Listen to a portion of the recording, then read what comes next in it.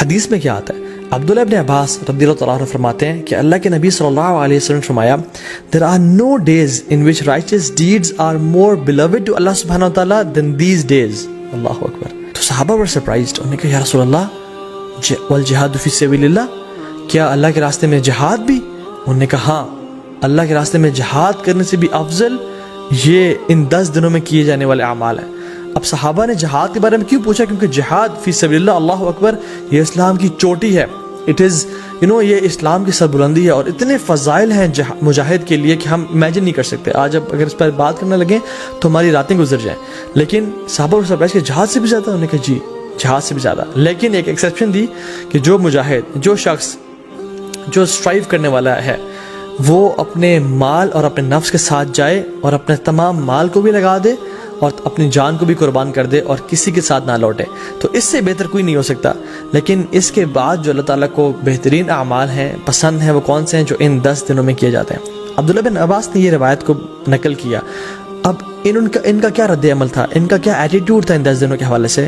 سلف صالحین فرماتے ہیں کہ عبداللہ بن عباس 10 دنوں میں بالکل غائب ہو جایا کرتے تھے. You cannot find عبداللہ ابن عباس in streets and market places. وہ اپنے آپ کو ڈیڈیکیٹ کر لیتے to صلاح، ذکر، عبادات، تحلیل و تکبیر و تحمید اور تمام نیک اعمال کے لیے. ایک اور حدیث میں آتا ہے اللہ کے فرمایا کہ there are no days in which righteous deeds are more beloved to Allah subhanahu wa ta'ala than in these 10 days. So recite a great deal of تحلیل و تکبیر و تحمید. تو کثرت کے ساتھ تم ان دنوں میں کیا کرو؟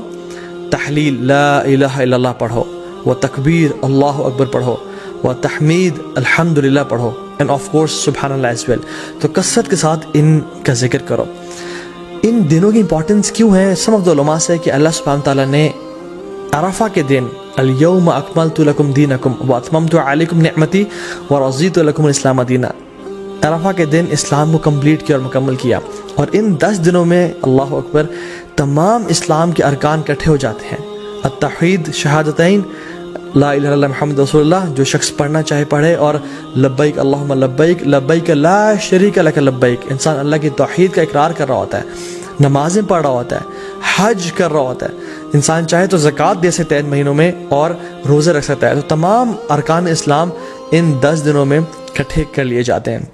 Now fasting 2 days، کون سے 2 ایام ہیں جن کا اگر انسان روزہ رکھے تو 3 سال کے گناہ معاف ہو جاتے ہیں. Yes, you heard me right. 3 سال کے گناہ معاف ہو سکتے ہیں اگر ہم 2 دن کا روزہ رکھیں. حدیث میں کیا آتا ہے؟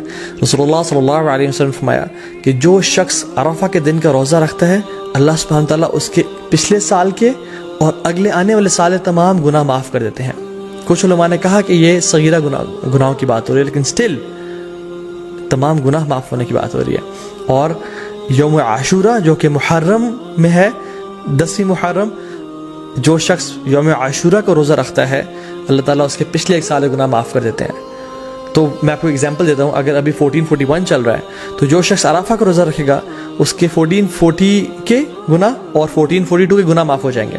اور جو شخص بالکل اگلے مہینے محرم کے مہینے یوم عاشورہ کو روزہ رکھے گا with 9th as well، تو اس کے 1441 کے بھی گناہ معاف ہو جائیں گے.